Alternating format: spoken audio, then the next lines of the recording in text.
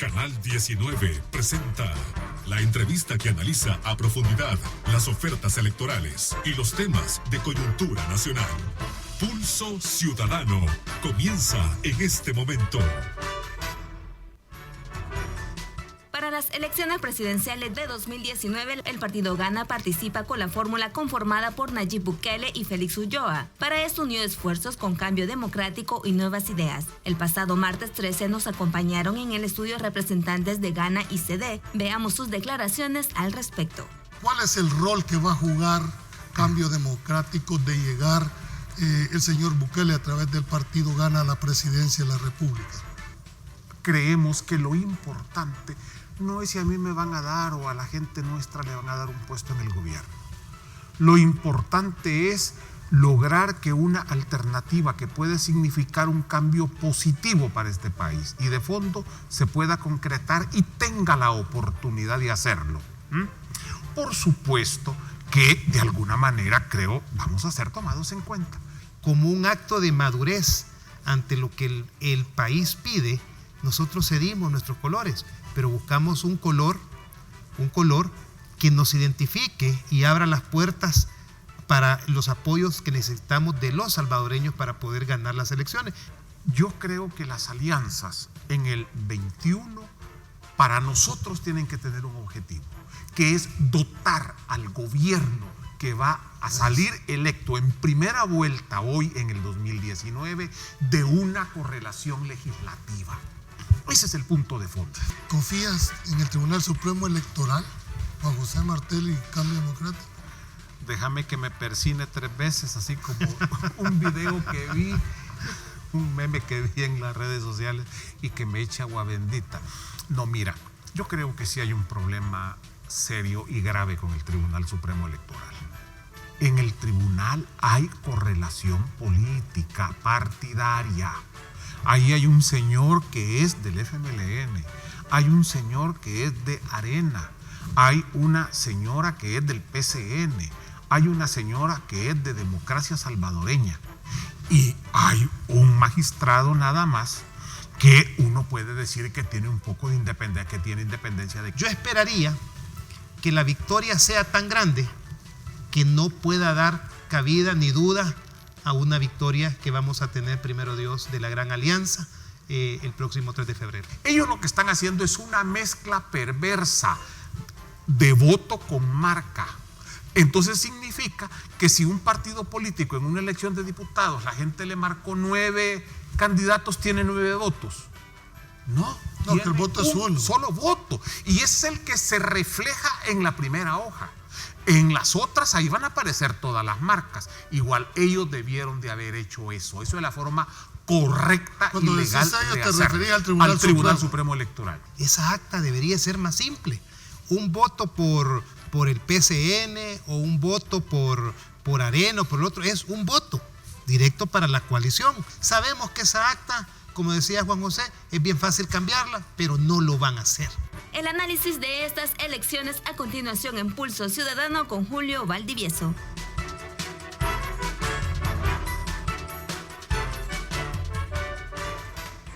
Buenas noches, bienvenido a su programa Pulso Ciudadano.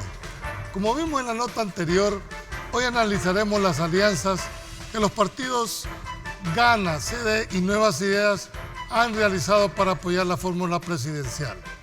Además, haremos un análisis sobre esta peculiar campaña electoral, pero surgen nuevas interrogantes. ¿Podrán estas alianzas de partidos mantenerse hasta el 2021 tal y como lo han expresado? ¿Es válido el temor de la poca transparencia o confusión que pueda existir en la transmisión de resultados el día de las elecciones? Para despejar estas y otras interrogantes, nos acompaña en el estudio el analista político Roberto Cañas. Roberto, buenas noches, un gusto que vengas al programa. Igualmente, Julio, qué bueno estar en este programa. También le doy la más cordial bienvenida a Ramón Villalta, director ejecutivo de Iniciativa Social para la Democracia. Ramón, buenas noches, un gusto. Buenas noches, Julio. Gracias por la invitación. También contamos en el estudio con Carlos Araujo, analista y exdirector de la Junta de Vigilancia del Tribunal Supremo Electoral. Carlos, buenas noches y también es un gusto tener muy buenas noches aquí a todos ahora. buenas noches, a la orden. Bien, en la nota introductoria ustedes pudieron escuchar las posiciones que tenía el secretario de Cambio Democrático y el delegado por parte del partido Gana. Una de las preguntas, iniciamos nosotros diciéndole que este programa había comenzado con el árbitro de este encuentro y que le habíamos hecho cuestionamientos sobre la transparencia y la seguridad del resultado de las elecciones, a los cuales ellos confirmaron que descartaban. Sin embargo, ¿qué opinión te merece la posición de Juan José el día martes cuando te dice, mire, hay que persinarse y echarse agua bendita en 2 veces? Es decir, ¿hay una duda razonable para ti sobre la posición de Juan José con el tribunal? Bueno, fue impresionante la verdadera realidad, el planteamiento tan contundente que hizo. Es decir, no debemos confiar en el Tribunal Supremo Electoral. Hay cosas que son datos de la realidad que no se pueden modificar. Cuando firmamos el acuerdo de paz y creamos el Tribunal Supremo Electoral, debido a las realidades que se estaban viviendo en ese momento, se configuró un tribunal que era juez y parte, pues, porque todos sabemos que ese tribunal está integrado de acuerdo a la ley por aquellos 3 partidos que tienen el mayor. Eso ya está dado, pues. No se puede venir a decir a un programa que esa cuestión existe, porque eso es conocido de entrada. Se buscó la manera que otros 2 miembros magistrados del tribunal fuesen no producto de los partidos, sino que nombrados por la Corte Suprema de Justicia. Entonces, hay una realidad que es indiscutible. Por lo menos 3 corresponden a los partidos que obtuvieron la mayor cantidad de votos en la última elección presidencial.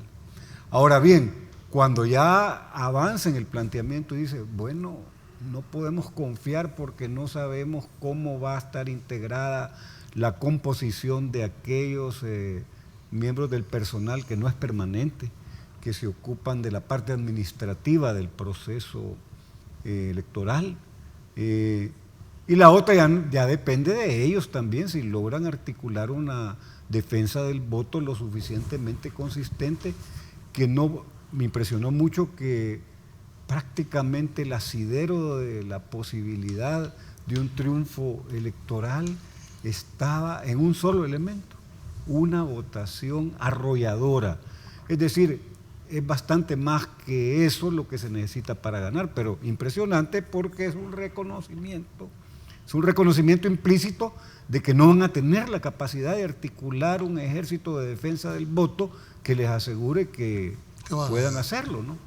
Ramón, nosotros estábamos acostumbrados a un tribunal, constitucionalmente hablando, que representa a los partidos políticos. Hemos pasado no sé cuántas elecciones y nunca había habido un señalamiento tan así. Aún en momentos en que la derecha tenía el Tribunal Supremo Electoral, siempre se legitimó al final el resultado. Yo nunca he visto, que yo me recuerde, que hubiera un cuestionamiento tan objetivo. ¿Compartimos el temor de Juan José? Yo creo que es razonable. Obviamente, la composición de los tribunales supremos electorales desde los acuerdos de paz ha revestido esa característica partidaria, y la derecha siempre ha mantenido el control del organismo electoral, siempre. Aunque el Frente haya tenido la presidencia, siempre Arena ha tenido control del Tribunal Supremo Electoral, especialmente de aquellos elementos sensibles como registro electoral y todo lo que tiene que ver con… ¿Crees tú que los otros 2 magistrados se plegan a Arena? Más que pegarse a Arena, lo que yo quiero señalar es que eso ha sido así. Lo que ha sucedido es que tribunales, por ejemplo, como el conducido por Eugenio Chicas, que aunque él estaba en minoría, mostró tener una capacidad de conducción y ese tribunal fue de respeto. Fue de mucho respeto. Entonces, la composición partidaria puede influir, pero hay momentos en que, dependiendo también de las personas, puede mostrar que son capaces de llevar adelante procesos que generen confianza. Lo que ocurrió en 2006, cuando Walter Araujo estaba de presidente, San Salvador, la crisis que se genera, se hace público un procedimiento y se genera confianza. Entonces, es decir, han habido conatos, pero nada que ponga en duda un resultado. Lo que sucede con el actual tribunal, que es lo que genera dudas razonables, es que su comportamiento, tanto lo ocurrido en 2015 como lo ocurrido más recientemente en 2018, dejó en evidencia que su forma de actuar le permite tomar decisiones con mucha discrecionalidad o mucha arbitrariedad, incluso tomar decisiones fuera de lo que el marco de la ley le permite. Y dejó demostrado fehacientemente que podría decirse que cometió incluso actos de fraude electoral. Lo ocurrido y demostrado, ¿Tanto sí? Lo ocurrido y demostrado en el caso de San Francisco Gotera, que el tribunal tenía conocimiento de lo que estaba ocurriendo y que el procedimiento era lo que habría hecho, lo que hizo Walter Araujo en el 2006, era abrir las urnas de San Francisco Gotera, no exponerse y garantizar, determinar quién ganaba la elección sin tener que calificar como ganador a un partido que, sabiendo que habían algunas inconsistencias, permitió que eso ocurriera, declara como ganador a un partido político, se recurre a la sala ordena que se abre y efectivamente había ganado el otro partido político. Es una demostración que efectivamente sin la intervención de la sala se le hubiera entregado el partido a alguien que no había ganado. Y ese hecho, dijéramos que se da ya, es suficientemente para ponderar y decir, mire, no confiamos. ¿No confiamos? No, bueno, es que tú es un elemento de juicio suficiente para... Digamos de que no solo ocurrió ese hecho, pues ocurrió el hecho de San Vicente, ocurrió el hecho del Congo, ocurrieron otra serie de hechos. Bueno, 1.300 actas que la Procuraduría de Derechos Humanos registró con votos cruzados, que finalmente por decisión del tribunal fueron declarados abstenciones. Es decir, que todos los que votaron cruzados prácticamente no se convirtieron en votos reales porque terminaron siendo declarados abstenciones, cuando lo que pudo haberse hecho era determinar un mecanismo que garantizara saber exactamente hacia dónde se favorecían o cómo se validaban esos votos. Digo, eso lo ocurrido en el 2018, que dan pautas como para que alguien pueda tener desconfianza. Lo ocurrido hoy en el 2019 o de cara a la elección 2019, el procedimiento utilizado por el Tribunal Supremo Electoral para la inscripción de los salvadoreños en el exterior, de 350,000 electores registrados, solo lograron registrarse cerca de 5.600.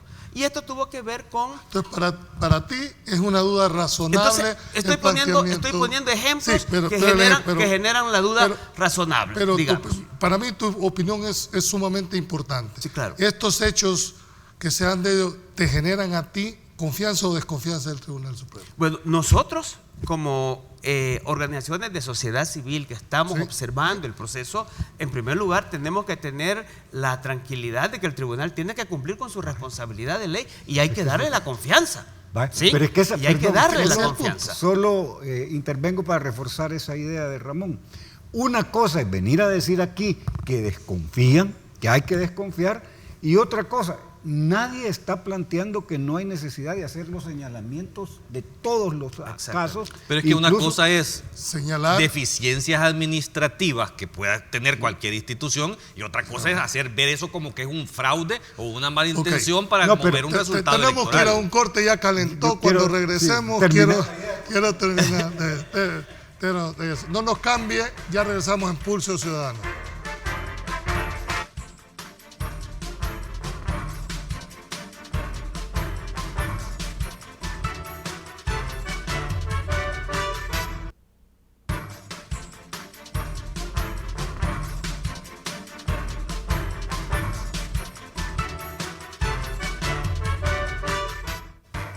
Gracias por continuar en Pulso Ciudadano.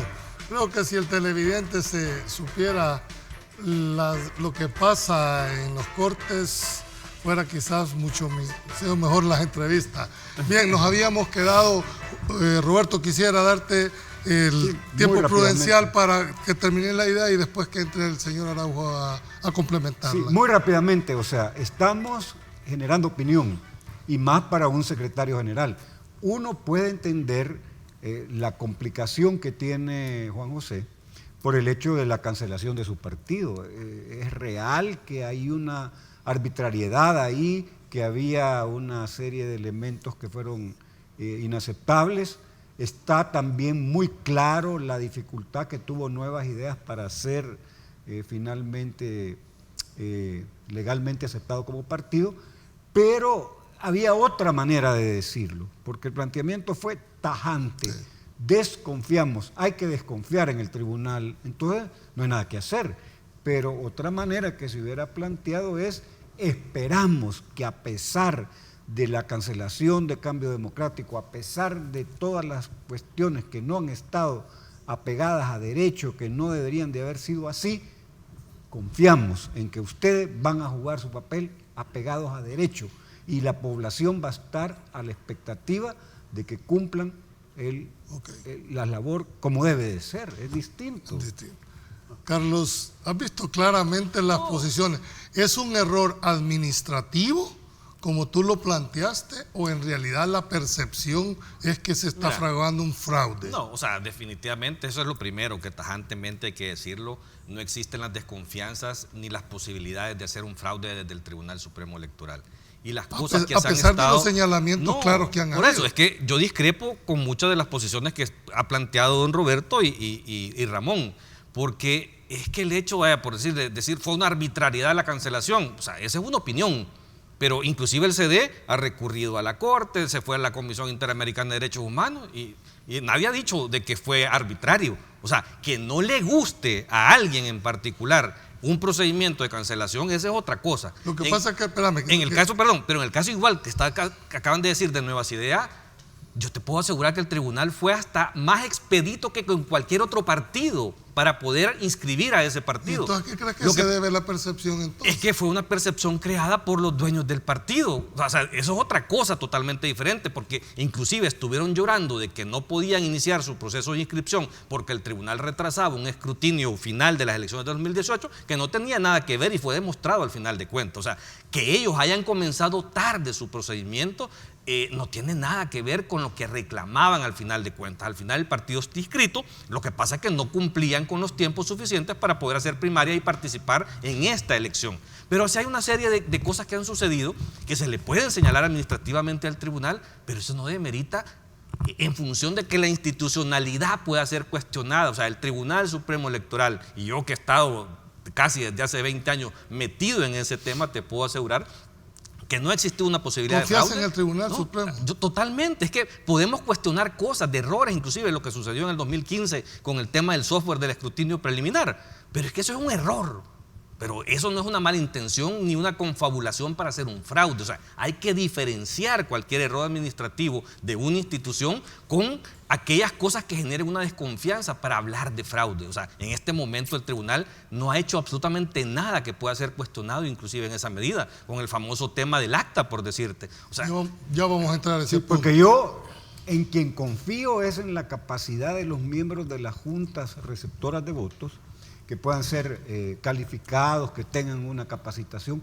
Confío en la observación nacional que se puede organizar e internacional. Sí.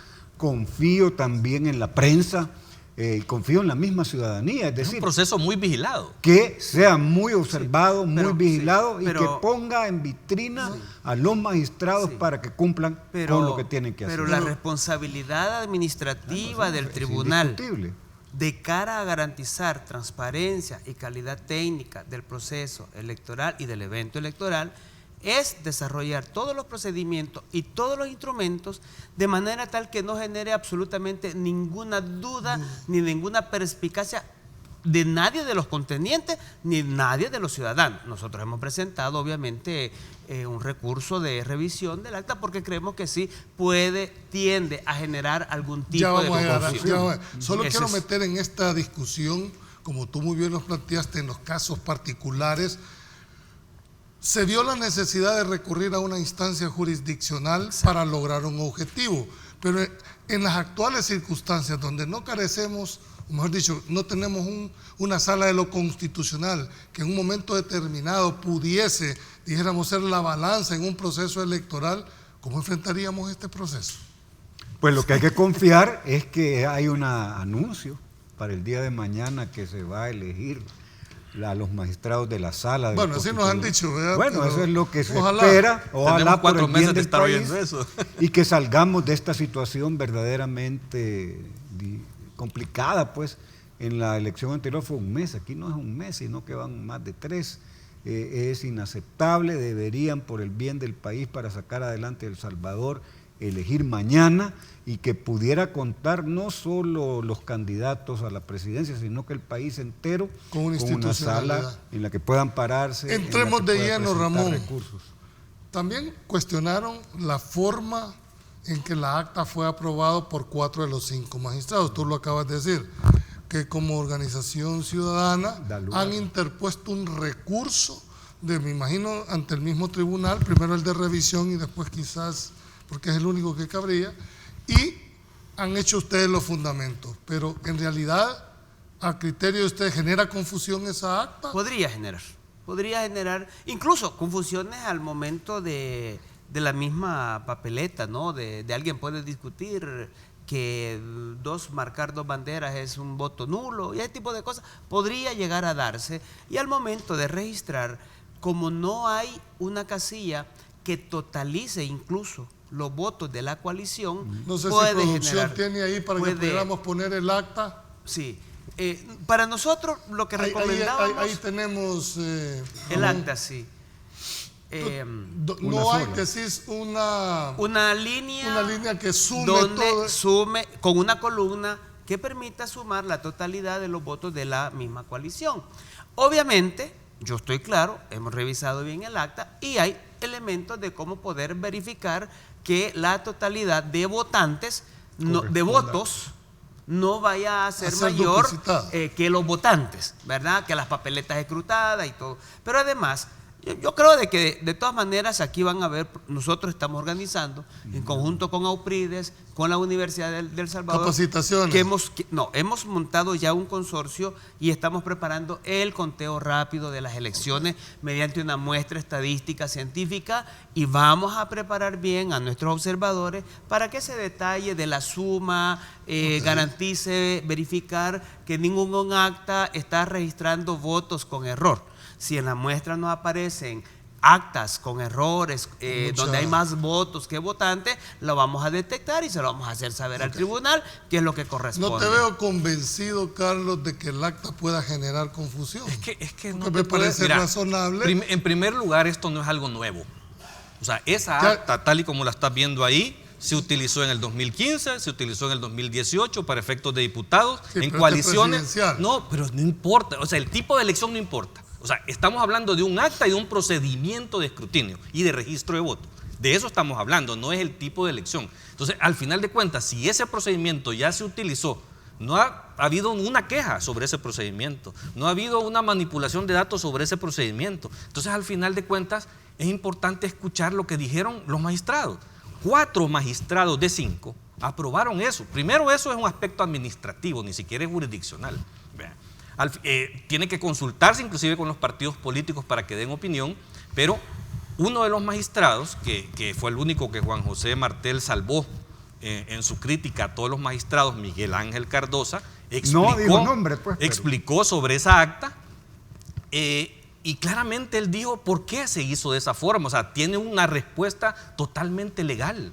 ¿No crees que se vaya a dar confusión? O sea, es que eso, mira, eso cuadra, o sea, la sumatoria cuadra, el procedimiento es más transparente incluso, porque lo único que van a tener que hacer los miembros de mesa es separar en 8 grupos los diferentes tipos de papeletas que van a encontrar. Solo pueden haber 8 aparte de impugnados, nulos y esas cosas. ¿A qué se debe entonces eso? A ver, es que aquí hay aprensiones políticas de fondo. O sea, si tú te pones a escuchar hacia atrás al candidato a vicepresidente de Ghana, a Félix Ulloa, él empezó con este tema desde hace ratos y empezaba porque decían, el tribunal no debería dejar que las banderas estén separadas porque eso va a generar una confusión si votan más de 2. Pero es que ese tipo de votación ha existido toda la vida de esa forma. Todas las coaliciones con banderas separadas siempre se han votado de esa forma. Por eso, y él fue magistrado incluso. O sea, no sé de dónde se le ocurre que ahora eso es nuevo, cuando eso es más viejo que el tufo. ¿No creemos esto? No, la política es el arte de lo real. La realidad es que esa va a ser la boleta, punto. No hay posibilidades de que eso cambie. Bueno, pero Ramón ha interpuesto un recurso. Sí, pero hay y el que recurso ser- puede revocar, modificar o confirmar. Ojalá por el bien de... Es una de decisión la elección. administrativa. Pero yo parto de que eso va a ser inamovible. sí. Entonces, ¿qué es lo que queda? Lo que te queda es la junta receptora, la ciudadanización de la JRB, las posibilidades de que sean personas capacitadas, que estén despabiladas, que no permitan que existan arbitrariedades o intentos de fraude, que exista una observación nacional ciudadana importante, que el papel, el llamado es al tribunal. Señores, no permitan, por favor, que hoy que han decidido que así va a ser la boleta, den lugar. Y deben a tomar que- las decisiones pronto, porque ahí han dado una especie Antes- también en medio de antes- esto de que sí. estaban retrasando la aprobación del instructivo de capacitación. Antes Y de eso sí irme- genera Sí, problemas. sí. Pero yo por Pero eso, antes por de eso- irme al corte comercial, me gustaría yo que por eso termine decía tu es que idea del recurso. Porque sí. del- Bueno, en primer lugar, lo que yo señalaba es, el tribunal tiene la responsabilidad de no crear instrumentos que generen cualquier duda, porque la transparencia y la calidad técnica del proceso electoral y el evento debe de cuidarse. Y los instrumentos son elementos fundamentales y yo creo que ahí tiene una alta responsabilidad. Y si genera duda, pues eso ya pone un pelito allí pero, en pero la zona. Roberto dice, mira, de todos modos va a haber acta. Bueno. ¿Qué van a hacer ustedes como sociedad si confirmaran el Bueno, recurso? nosotros sí confirmamos, estamos revisando y analizando y dependerá del tipo de resolución que dé el tribunal, si eso puede proceder y ojalá si haya sala del constitucional, procederemos Pueden- con un amparo. ¿Harían ustedes uso de un amparo? De un amparo, sí. Esto- Sí, está previsto la posibilidad de poder presentar un amparo. Lo que nosotros buscamos es garantizar que no existan estos elementos que puedan poner en duda en nadie, en absolutamente nadie. Si eso no ocurre, como dice Roberto, y finalmente se va con esa acta, lo que nosotros hemos planteado es que hay que hacer un procedimiento de observación electoral y nosotros vamos a hacer el conteo rápido que te garantice verificar Ok. que las actas no estén con errores. ¿Qué es lo que sucede?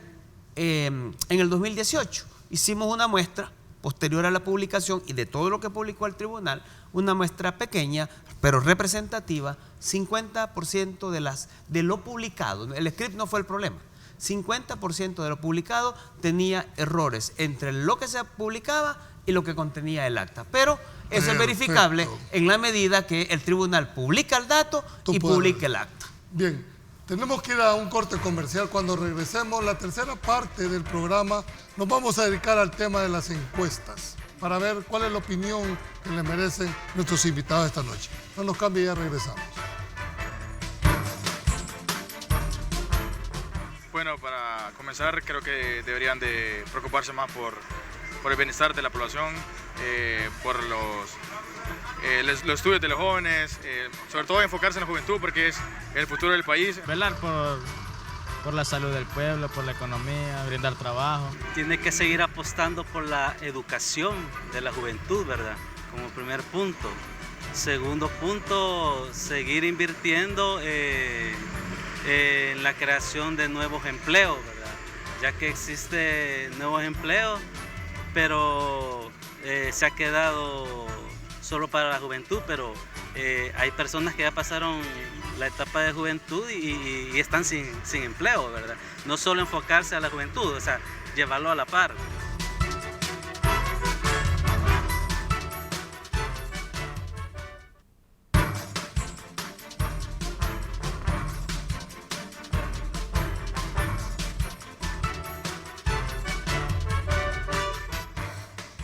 Gracias por continuar en Pulso Ciudadano.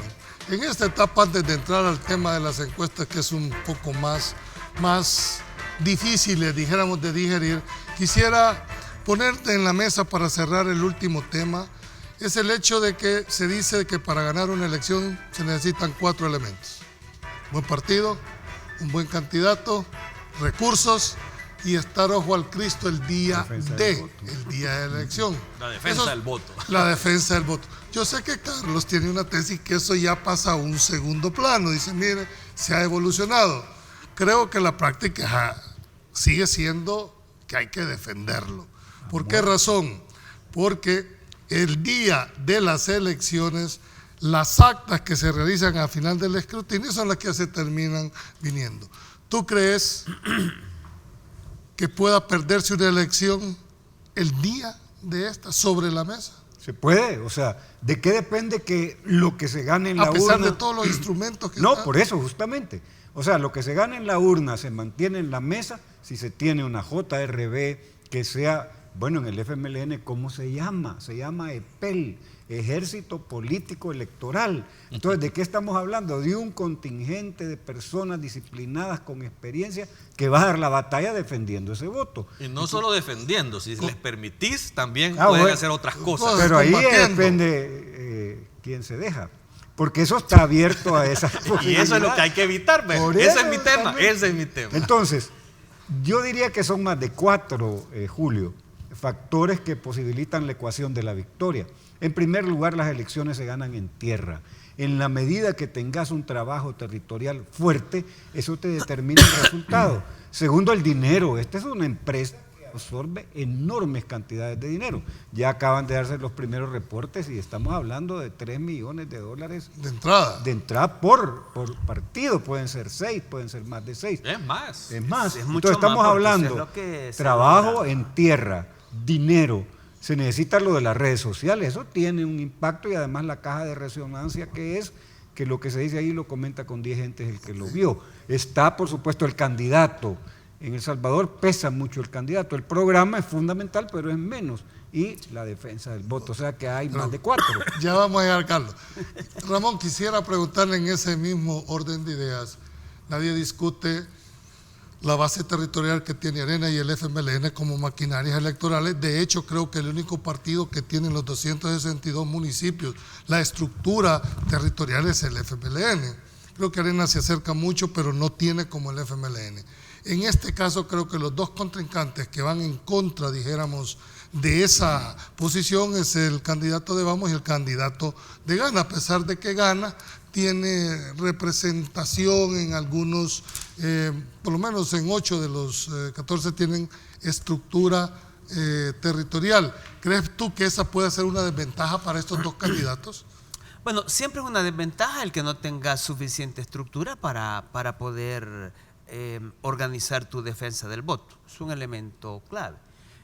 Obviamente, una fuente, digamos, que ha tenido nuevas ideas ha sido precisamente la misma estructura del FMLN.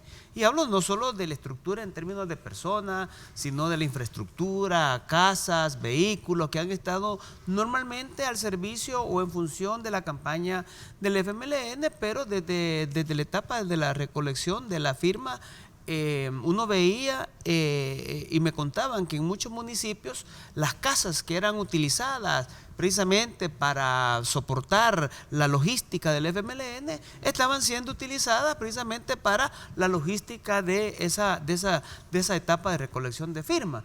Y yo creo que ahora parte de eso está, ¿crees que se va a repetir parte de eso se está ocurriendo? O sea, en buena medida el descontento mismo de la militancia en el FMLN es un descontento no con Hugo, sigue siendo un descontento con su dirección.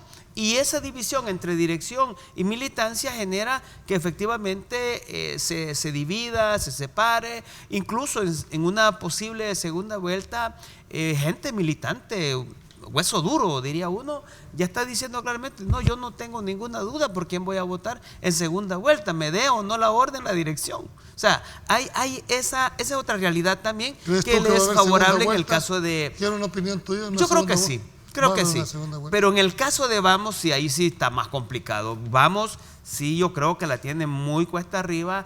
¿Crees que desaparezca? Muy probable. ¿Crees que saca los 50.000? No desaparece en esta elección. En esta elección no pueden desaparecer. No, pero sí tendrá muy poca posibilidad que no tengas vigilancia ni en el 30% de la Junta, pues ya tenés una gran desventaja porque no sabes qué es lo que te estaba ocurriendo ni lo que te puedan hacer. Digo, ¿quién te cuida el voto? Y eso es lo que ocurre con la defensa del voto, porque el vigilante se asegura que su voto no se lo vayan a anular. acabas de escuchar dos posiciones. Yo sé que tú, no es que no creas, sino que la pasas a un segundo plano. Para ti, ya la defensa del voto ha pasado a un segundo plano en estas elecciones. Es que no es que ha pasado, debería de verdad pasar a un segundo plano estos equipos de defensa del voto de los partidos. O sea, de verdad tenés que sacar a los partidos políticos de la administración de las juntas receptoras de votos y darles la posibilidad nada más de tener vigilancia sobre ese procedimiento. Pero es que tú lo has estado viendo en los últimos procesos electorales, que amén de lo que sucede en la mesa, al final de cuentas, el ciudadano o el partido puede recurrir a la Corte Suprema de Justicia. Sí, y allá se ordena una apertura y un recuento. Y al final, lo correcto es lo que impera. Entonces, al final de cuentas, estos equipos poco a poco van perdiendo ese tipo de preponderancia que tenían en el pasado. Y a mí lo que más me preocupa de estos equipos partidarios es precisamente, no es que defiendan el voto, es que si los dejas un poquito, hacen fraude. Por eso. Y ha sucedido en el pasado. Así? Sí, por eso hay defensa ha sucedido en el pasado, en la elección 2006, Violeta contra Samayoa. Obviamente. Sucedió. Y los otros inclusive ni cuenta se dieron. Se dieron cuenta hasta después que hubo una revisión posterior de acta de cosas que estaban sucediendo con las papeletas por el tema de firmas, cuando era válido o no era válido el voto. O sea, al final de cuentas es lo que te digo. Yo creo que lo mejor sería que de alguna manera reformes todo este tema que tiene que ver con cómo recurrir o cómo defendés tu derecho a que se revise nuevamente un escrutinio y sacar a los partidos de las mesas. Porque al final yo creo que han habido casos emblemáticos. Bueno, el caso de Zaragoza. Sí, claro. Eso fue muy Si tú estás en una junta receptora de votos y te descuidaste, te pasa lo de Zaragoza, que te hicieron el acta de una manera que refleja un resultado que no es lo que ocurrió realmente. Por eso hay que sacar a los partidos. Pero el acta se traslada. Cuando estás en el escrutinio final, si de verdad estás en un procedimiento y ves el acta y ves una inconsistencia, que esto no concuerda con todo lo demás, bueno, puede ocurrir lo que ocurrió en esa ocasión, que el tribunal actuó de forma correcta. Aunque la ley, a pesar que la ley no le permite, procedió, abrieron, contaron y efectivamente había ganado otro partido político y no el que originalmente se había declarado como ganador. En ese caso era el FMLN y efectivamente había ganado Arena. O sea, ocurrió allá. Lo que ocurrió ahora con Gotera en el 2018 es otro elemento que fue muy contrario de la manera de cómo actuó el tribunal en el caso Zaragoza. Aquí no se abrió por orden del tribunal, sino finalmente se abre por orden de la sala. Pero ¿no crees tú que el tribunal también examina los elementos de juicio que tiene en un caso concreto? Sí, claro. Porque si no, todos van a estar abriendo las urnas. No, por supuesto, no puede hacer eso.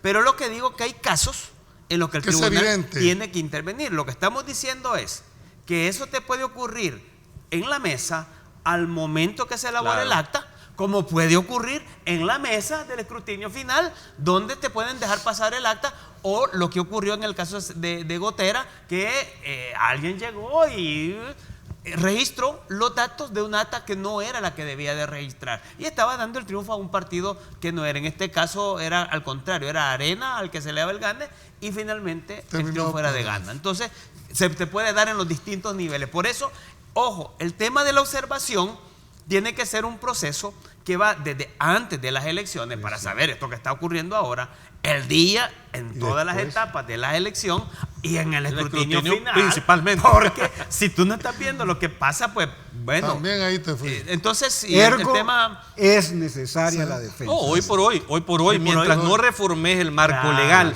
mientras no saques a los partidos de la administración de la Junta Receptora de Votos, tenés que tener equipos de... no se había dicho que se había ciudadanizado pero los es organismos temporales. Pues. Esa ciudadanización corresponde al hecho de que los mismos partidos son los que proponen a los miembros de la JRB. Entonces, ¿de qué estamos hablando? Se están desafiliando para poder ser... Ahí se quedó a medias la sala. O sea, eso fue una resolución que no te ayudó mucho. No nos cambie, en la última parte del programa vamos a tratar de concluir las encuestas. Ya regresamos en Pulso Ciudadano.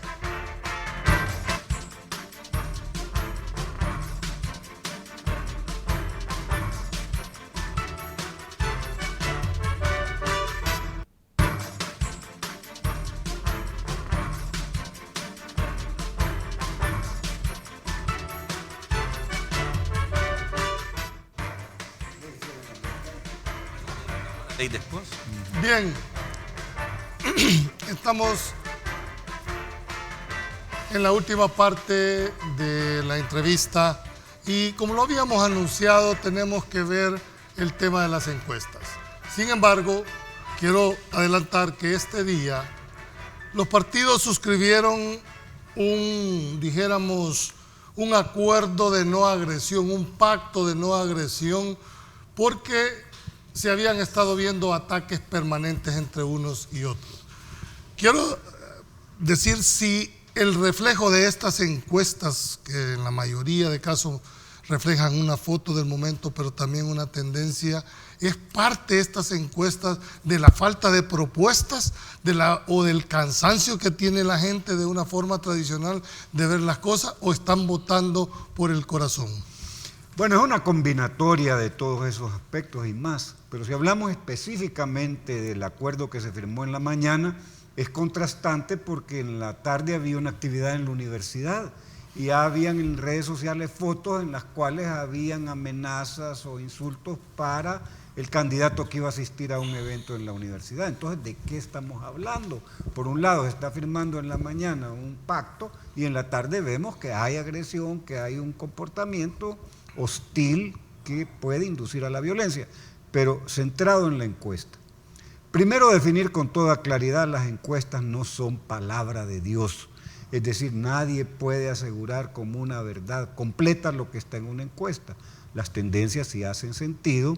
Si se repite un hecho en 3, 4, 5, 6 encuestas, eso va determinando lo que se llama tendencia y eso puede tener un criterio de verdad mayor. ¿Qué más? En las encuestas hay que ser buen consumidor de encuestas. Es decir, porque de aquí en adelante van a existir una gran cantidad de encuestas y de repente las personas se quedan con el titular porque no pueden o no les dan la información que les posibilita saber si eso es una encuesta fiable o no. Si a mí no me dicen quién pagó la encuesta, si no me dicen qué casa encuestadora la hizo, si no me dicen cómo se hizo, si se hizo por teléfono, por Facebook, por... ¿No te merecen credibilidad? No me enseñan el cuestionario. O sea, porque en el caso mío ya estamos leyéndonos las cartas entre gitanos, entonces a mí no me enseñan el cuestionario, no creo, ni el tamaño de la muestra, ni el tipo de encuesta que se hizo. Y a mí me dicen, no, esta encuesta la hicimos por teléfono, sí, como no, muy bien. ¿Crees que son manipuladas? Pueden dar lugar y por teléfono, ¿quién te asegura que la edad, si tiene DUI, corresponde a lo que te está diciendo un sujeto por teléfono? Las que tienen más fiabilidad son aquellas que se hace la simulación del voto y le dicen, bueno, aquí está esta urna, aquí está la boleta, esta es igual a la que va a encontrarse usted el día de la votación, hágalo. En esa puedo creer un poquito más, pero nadie puede decir que ya están los resultados terminados a partir solo de las encuestas, ese es el punto. Ramón, a pesar del señalamiento válido que hace Roberto, las encuestas hoy por hoy habían estado marcando una tendencia donde le dan un buen margen, dijéramos, al candidato de Nuevas Ideas, de Gana, ¿verdad? Y lo posiciona en un momento determinado arriba de los demás. ¿Le das credibilidad? ¿Es cierto? ¿Refleja eso, esa intencionalidad de esas encuestas? Tomando en consideración lo que plantea Roberto. Un poco de lo que decía Roberto, nosotros hemos estado discutiendo justamente este tema de la credibilidad, a qué creerle y a qué no. Si yo veo la encuesta del UDOP, que tiene una tradición... Que no la ha hecho. Que no la ha hecho. Bueno, hizo una hace buen rato. En abril, creo. Si uno ve pues la UTEC, que también ha hecho, y recuerdo una vez que se molestaron mucho porque el resultado de la UTEC mostraba, en el 2004, por cierto, que mostraba el resultado tan amplio que iba a tener Arena con respecto del candidato del FMLN, y hubo mucha molestia. También la UFG en alguna medida ha venido y pues, digamos que uno comienza a revisar encuestas que ha tenido una tradición y al comparar una con otra y si hay más o menos elementos comparativos que más o menos no hay, habrán diferencias, pero bueno, esas diferencias no son tan significativas. Bueno, dice, bueno, aquí hay algo que está reflejando en buena medida quizás lo que en la realidad está pasando. Ahora, eso no quiere decir que sea el resultado de la elección, todavía nos faltan 3 meses, los partidos, los candidatos tienen que hacer mucho trabajo y todo esto.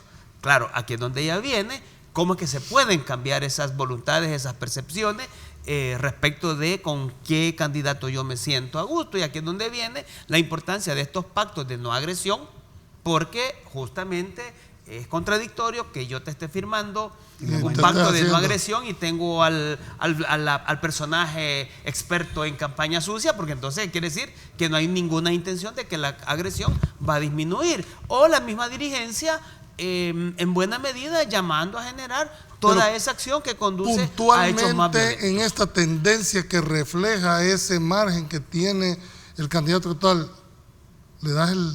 Que no tiene discusión. Es que yo creo que exactamente eso no tiene discusión para mí. Okay. Ahí hay datos de encuestas distintas. UFG, UTEC y coinciden. Okay. Definitivamente es un dato que refleja que hay probabilidad de un candidato que está adelante, bastante adelante. Ahora, todavía ese dato da para asegurar que en primera vuelta se define a otra cosa. Ahora voy a meter otro ingrediente ya para ir cerrando el programa, Carlos. Y es el hecho que en las anteriores elecciones, si nos hubiésemos ido a la percepción de que todas las encuestas, ninguna pega, porque nadie se esperaba el resultado que pasó en esas elecciones. Esto no quiere decir que no se deslegitime la tendencia que está haciendo. Ninguna encuesta pública determinó que eso iba a suceder. Me refiero, y te lo digo entre comillas, pública. ¿Por qué pública? Porque hubieron encuestas internas de los partidos que sí te daban luces de que esto estaba sucediendo. Y más que todo en una encuesta de diputados, venir y hacer una muestra de 1.200 a nivel nacional es imposible. Es imposible determinar qué va a suceder. O querer hacer con una encuesta nacional también quién va a ganar una alcaldía es imposible. O sea, la metodología que se utilizó, me estás diciendo, no fue la adecuada. Hay muchas encuestas que son para consumo mediático nada más, que no metodológicamente no son adecuadas al momento que se estaba viviendo en esto.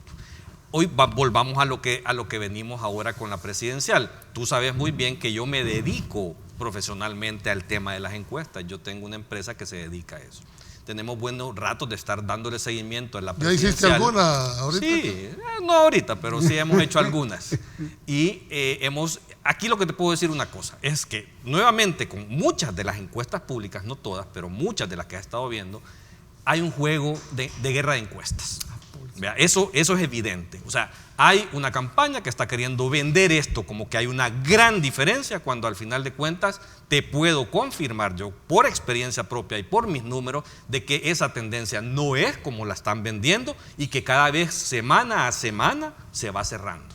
Vea, y eso tú lo puedes ver muy bien cuando empiezas a ver el consumo de medios a nivel de televisión y radio principalmente, cuando de repente empiezan una serie de campañas publicitarias. Bueno, el candidato que se vende como que está ganando en las encuestas, al final de cuentas es el que más está pautando en los medios tradicionales precisamente para revertir la tendencia que está cerrando. Lamentablemente, Carlos, llegamos al final y en televisión el tiempo es oro, no nos permiten.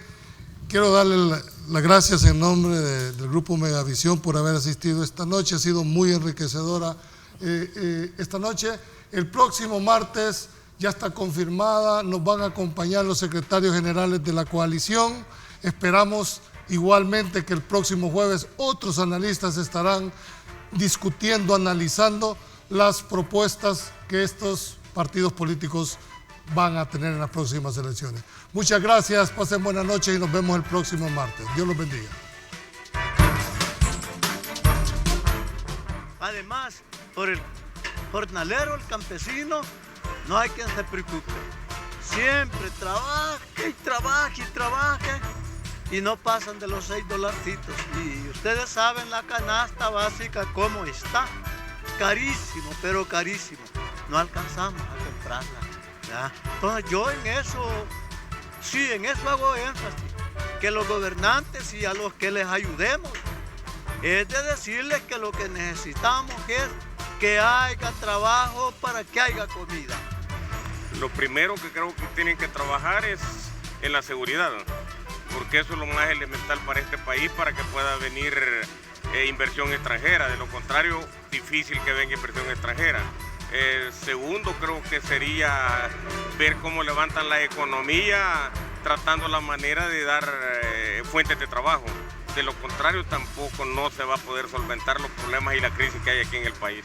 Tomar más en serio la situación que hay aquí en el país, ya no solo pasar viajando, viendo que tal vez que me disculpe la gente, no viendo que solo porque hicieron un santo van a viajar o porque van a hacer otra cosa.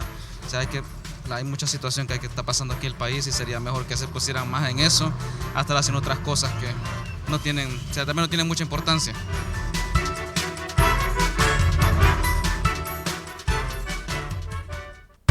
Canal 19 presentó la entrevista que analiza a profundidad las ofertas electorales y los temas de coyuntura nacional. Pulso Ciudadano.